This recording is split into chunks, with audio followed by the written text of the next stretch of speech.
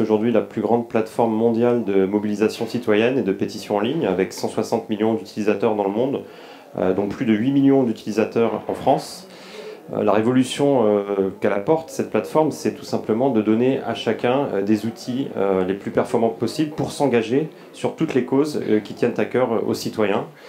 Et c'est aussi une évolution majeure dans l'expérience démocratique, puisque sur change.org, vous allez pouvoir trouver des citoyens qui s'engagent, mais aussi des décideurs politiques qui répondent aux pétitions et qui engagent un dialogue direct avec ces citoyens mobilisés sur des questions diverses comme l'environnement, le social, l'économique.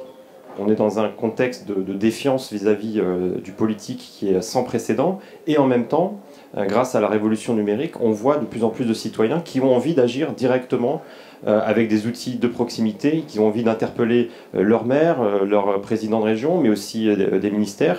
Et donc ces outils permettent à ces citoyens de s'engager plus facilement, plus directement, et de découvrir ce que c'est que l'expérience démocratique et le dialogue avec les responsables politiques. Donc c'est vraiment une lame de fond qui, à mon avis, va prendre de l'ampleur dans les années à venir.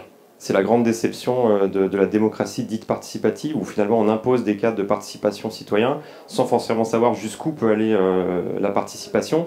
Moi j'ai envie de parler de démocratie partagée avec ces plateformes qui s'ouvrent aux citoyens. Pourquoi ? Parce qu'il n'y a pas de cadre imposé. Chacun vient avec sa cause, avec son bagage militant ou pas. Vous allez trouver sur change.org des gens qui sont militants, d'autres qui découvrent ce que c'est que s'engager sur des causes.